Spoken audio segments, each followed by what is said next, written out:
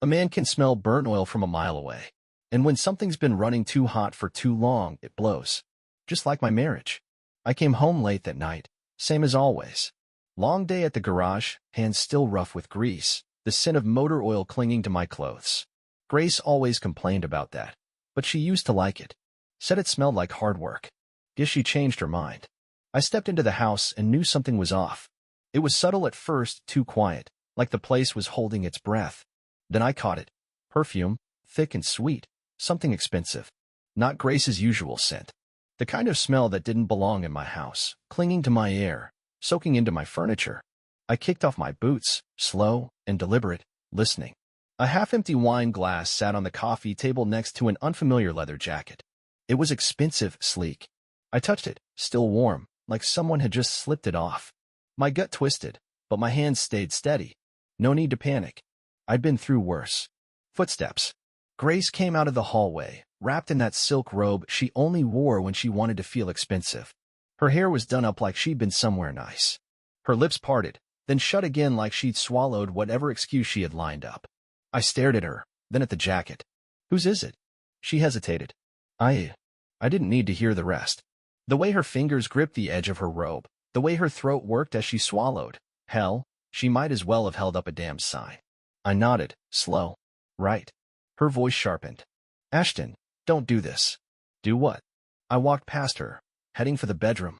She followed, her voice pitching up like she wanted to argue, but she didn't say much of anything. Just empty noise. I pulled my duffel from the closet, started throwing in clothes, work shirts, jeans, my old flannel. The essentials. Ashton, stop. She was in the doorway now, arms crossed tight, like that made her look more in control than she was. Can we just talk about this? I didn't stop packing. Talk about what? About how you let some other man walk into my house. I zipped the bag. Or how you didn't even have the sense to hide it? Her lips thinned, and she squared her shoulders. Maybe if you'd paid a little more attention. I laughed, a dry, humorless thing. Oh, don't start with that. I grabbed my boots, slung the bag over my shoulder, and walked past her.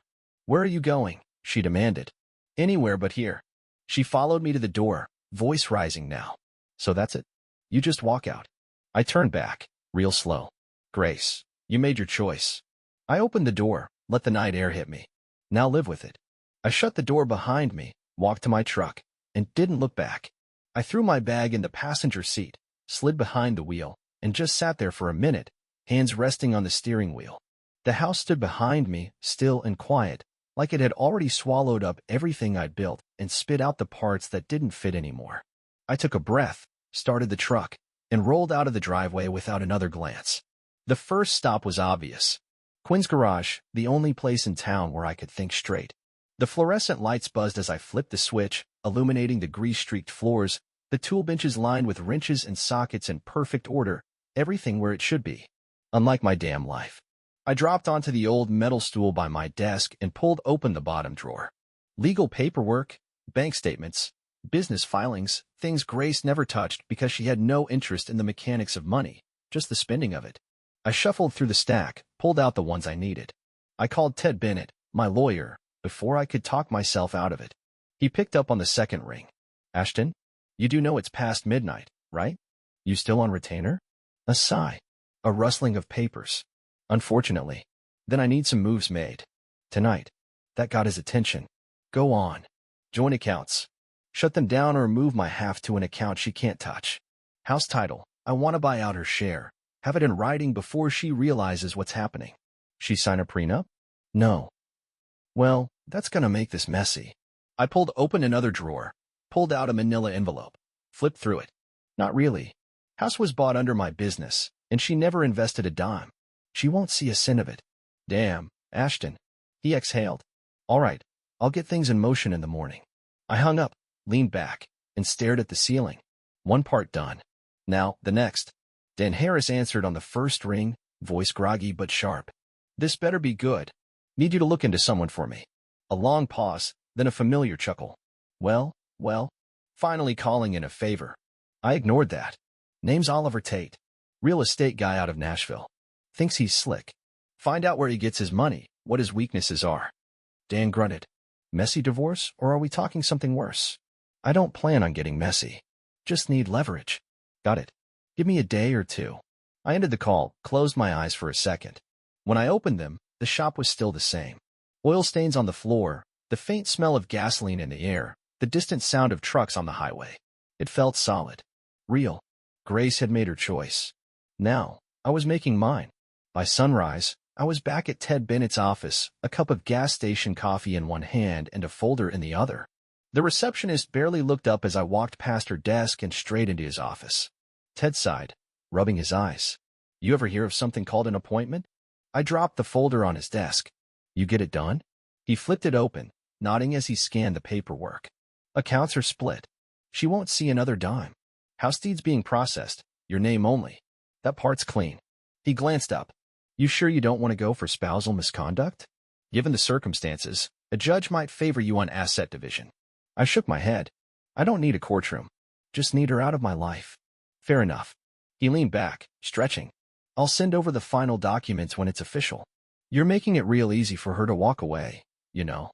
She already did. He didn't argue, just scribbled something on a legal pad. Anything else? Not for now. I took the folder back, turned to leave, then paused at the door. Appreciate it, Ted. Yeah. Try not to make this a habit. By the time I left, the sun had burned off the morning fog and Ashford was coming to life. I stopped at Hank's Diner for a real breakfast, sliding into my usual booth near the window. Flo, the owner's wife, poured me coffee without asking. Usual. I nodded. She disappeared into the kitchen while I scrolled through my phone, checking messages. One from Dan. Got some dirt? Call me. I dialed. He answered before the first ring finished. You sitting down? Just say it. Your boy Oliver Tate is drowning in bad investments. He's leveraged to hell, half his deals are smoke and mirrors. Overpromised on projects he can't deliver, borrowed money from people who don't like waiting. If the wrong person pulled the right string, the whole damn thing would come crashing down. I stirred my coffee. Sounds like a man with too many irons in the fire. Oh, it gets better. That string I mentioned? One of his investors is a guy named Lou DeSantis. That got my attention. DeSantis, as in the loan shark? The very one. Oliver's in deep with him, and DeSantis doesn't do favors. He collects. The moment Oliver misses a payment, things are gonna get ugly. I sat back, tapping a finger against the table. So if I made sure a few of those deals fell through. Dan chuckled. Then you'd be handing DeSantis a reason to come knocking. And I guarantee you, Oliver won't be throwing any more fancy parties when that happens. I took a sip of coffee, considering. Send me everything you've got. Already in your inbox. I hung up just as Flo set my plate down. You look like you're thinking too hard, Ashton. I picked up my fork. Just working through some problems. She snorted. Well, whatever it is, solve it after you eat. You look half-starved. I nodded, dug into my food. A man can't make smart decisions on an empty stomach. By the time I finished breakfast, I had a plan. I left a 20 on the table and walked out to my truck, checking my phone again. Dan's email was there, just like he promised, full of details on Oliver's shaky business dealings, investor names, pending deals, and most importantly, the pressure points. The cracks were already there. I just needed to widen them. I made a few calls on the way back to the garage, starting with an old friend who had a stake in one of Oliver's competitors. Frank, it's Ashton. Well, hell. Haven't heard from you in a while? What's the occasion? I've got some information you might be interested in. A certain real estate guy in Nashville, Oliver Tate. He's hanging by a thread. Thought you might want to take a closer look at the land deals he's been pushing. Frank grunted.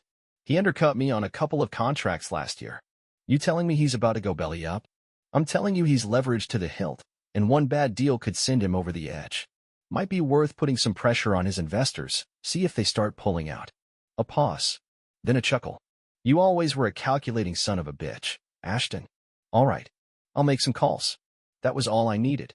Once the right people got wind of Oliver's situation, his investors would start getting nervous. And when money people got nervous, they pulled out fast. Back at the garage, my guys were already at work. The sound of an air gun rattled through the shop as Mason, one of my younger mechanics, swapped out a set of tires. He glanced up when I walked in. Boss, you're in early. Yeah, I muttered, heading to my office. Gotta take care of some things. I closed the door behind me, sat down at my desk, and pulled out the paperwork for the house. Ted had come through. Everything was in my name now. Grace would have to pack her bags just like I did. I cracked my knuckles, then picked up my phone again. Time to finish this. Oliver and Grace were supposed to be at a charity event that evening, one of those high-class Nashville galas where people sipped overpriced champagne and pretended to care about something other than their bank accounts. I had no interest in dressing up, but I didn't need to be there to make an impact. I sent an anonymous tip to one of the local business papers, attaching a few key documents that Dan had dug up: financial discrepancies, shady deals, the looming collapse of Oliver's empire. I didn't have to add much. The numbers spoke for themselves. By the time Oliver took the stage to make whatever self-important speech he had planned, half the room would already know his fortune was built on a pile of sand. For Grace, I had something else planned. She'd spent years curating an image of wealth and status, surrounding herself with the kind of people who thrived on gossip. So I made sure the right people got the right kind of information, just enough to make sure that by the time she walked into that gala, whispers would follow her every step. I leaned back in my chair, watching the clock. The dominoes were set. Now all I had to do was wait for them to fall. By the next morning, the fallout had already begun. Oliver Tate's name was all over the business papers, his financial troubles laid out in black and white. The investors who had been propping him up were pulling out, and from what Dan told me, his phone had been ringing nonstop with people wanting their money back. He had built his empire on borrowed time, and time had just run out. I sat in my office at the garage, sipping my coffee, letting the news sink in.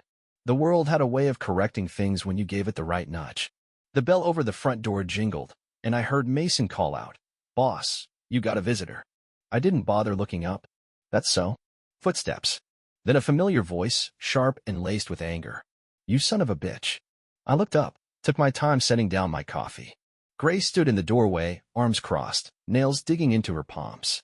She was still wearing the remnants of last night's gala, dress wrinkled, hair a mess, a look of pure rage behind her eyes. I leaned back in my chair. "Mornin', Grace. You look like hell." Her jaw clenched. "Don't play games with me, Ashton. I know what you did." I picked up my coffee again, took a slow sip. "You're gonna have to be more specific." "Don't give me that." She took a step closer, jabbing a finger at my desk. "Oliver's business is in the gutter. His investors pulled out. And somehow, every single one of my so-called friends knows about the affair. You orchestrated this." I tilted my head. Or maybe people just don't like liars. Her face twisted. "You think this is funny?" I set the cup down, my patience thinning. "No, Grace. I think it's sad. I think it's sad that you thought you could burn everything down and not get burned yourself." Her lips parted like she had something else to throw at me, but nothing came. Just silence. She had always been good at running her mouth, but for the first time, she didn't have a comeback. I stood up, grabbed a set of keys from my desk, and walked past her. "You're still at the house, right?" She blinked, thrown off. "What? The house? You still there?" She hesitated, then lifted her chin. "For now. Not for long," I said, pushing open the door and stepping outside. The morning air was crisp, the scent of fresh oil and old rubber thick in the air. "Paperwork went through yesterday. House is in my name now. I'll give you a week to pack your things." Her breath hitched, just for a second. Then she recovered, shaking her head. "You bastard." I smiled, but there wasn't any warmth in it. "You wanted excitement, Grace. Well, let's see how thrilling it is when you've got nowhere to go." She stormed off, heels clicking against the pavement, slamming the door of her Lexus before peeling out of the lot. I watched her go, then exhaled, rolling my shoulders. That was that. One last loose end to tie up, and then I was done with it. A week passed, and Grace dragged her feet every step of the way. I knew she wouldn't go quietly, not when she was losing the house, her status, and whatever future she thought she had with Oliver. She kept leaving little reminders of herself behind: a designer handbag on the kitchen counter, a pair of heels by the door, a silk scarf draped over the chair in the bedroom, like she thought she could mark her territory through sheer stubbornness. But I wasn't biting. I gave her the deadline, and I meant it. On the last day, I pulled into the driveway after closing up the garage, expecting to see a moving truck or at least some sign she was finally leaving. Instead, I found her standing in the living room, arms crossed, a glass of wine in her hand, like she hadn't just had her whole world flipped upside down. She looked me over as I walked in, eyes scanning me like she was waiting for a reaction. "This place looks empty without me." I dropped my keys on the counter, didn't even glance at her. "That's the idea." She took a slow sip of wine, playing it cool, but I saw the tension in her jaw. "You really think you won, don't you?" I leaned against the counter, arms crossed. "I think I cut out a problem before it could get worse." She huffed out a bitter laugh. And what now? You just go back to your little life, pretending none of this happened. I don't have to pretend, Grace. I moved on the second you did. That landed. She tried to mask it with another sip, but her grip on the glass tightened. You always were heartless. I pushed off the counter, walked past her, grabbed the envelope I'd left on the mantel. And you always thought you were smarter than you are. Here. I tossed it onto the coffee table. Finalized. Signed. You're free to chase whatever thrill comes next. She stared at the papers like they might bite her. That's it. I shrugged. What more do you want? An apology? A fight? You made your bed, Grace. I'm just making sure you lie in it. For a moment, she just stood there, wine untouched, breathing a little too shallow. Then, finally, she set the glass down, snatched up the envelope, and turned on her heel. You're a cold bastard, Ashton. I didn't bother arguing. The front door slammed behind her, and just like that, it was done. I stood there for a minute, listening to the silence she left behind. It was the first time in a long time the house felt like mine again, not just a place I came back to after work. That night, I packed up the last of her things, shoved the leftover wine bottles into the trash, and opened every damn window to let the place breathe. Then I sat on the porch with a beer, watching the night settle in, feeling lighter than I had in years. The next morning, I drove out to see Will. I hadn't seen my son in too long, not since he took the firefighter job a few towns over. We talked here and there, short and to the point, but distance had settled between us over the years, and I wasn't going to let it sit there any longer. I pulled up to the station just as he was stepping out, wiping sweat from his forehead, his uniform still covered in soot from the morning call. He spotted my truck and frowned, then walked over, hands on his hips. Didn't think I'd see you here. I nodded toward the cab. Got something for you. He hesitated, then followed me to the passenger's side. When I pulled back the tarp, his expression flickered.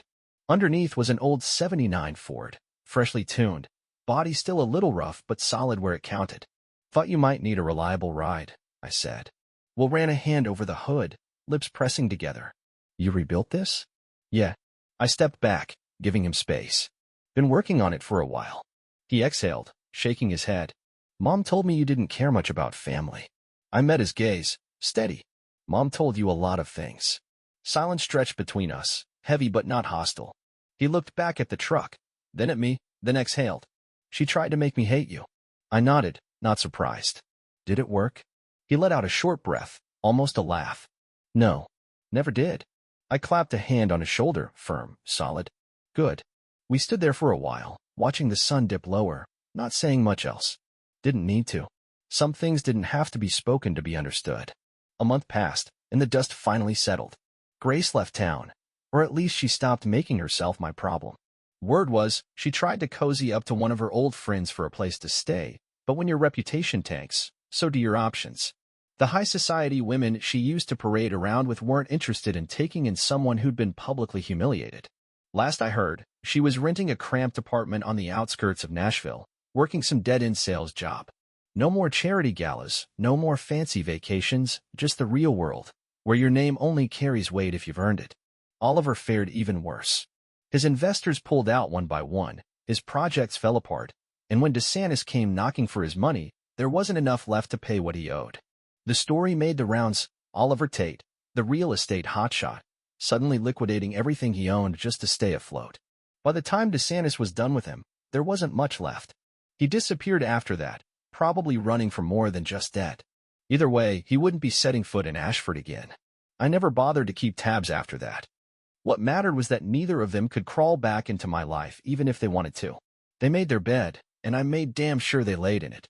The garage was busier than ever, which suited me just fine. Some guys drowned themselves in bars after a divorce. I buried myself in work, grease under my nails, tools in my hands, a steady rhythm to the days that kept my mind clear. Mason was shaping up to be a solid mechanic, and I was training a couple of new kids from town, kids who needed something to keep them from falling into the same traps their old men did. If there was one thing I could do, it was teach them how to build something with their hands, something that couldn't be taken away by a bad deal or a bad woman. Will and I kept in touch more. He'd drive down on weekends, we'd tinker with the truck, grab a beer, talk about nothing important. He didn't say it outright, but I could tell he was seeing things clearer now, who his mother really was, what she'd tried to do. That was enough for me. One evening, I was locking up the garage when I caught my reflection in the glass. Same face, Same calloused hands, but something different in the way I stood. Lighter. Stronger. A man who'd been through hell and came out the other side, still standing, still working, still moving forward. I climbed into my truck, turned the key, and let the engine rumble to life. The past was just that past. The road stretched ahead, and I had everything I needed to drive straight into whatever came next.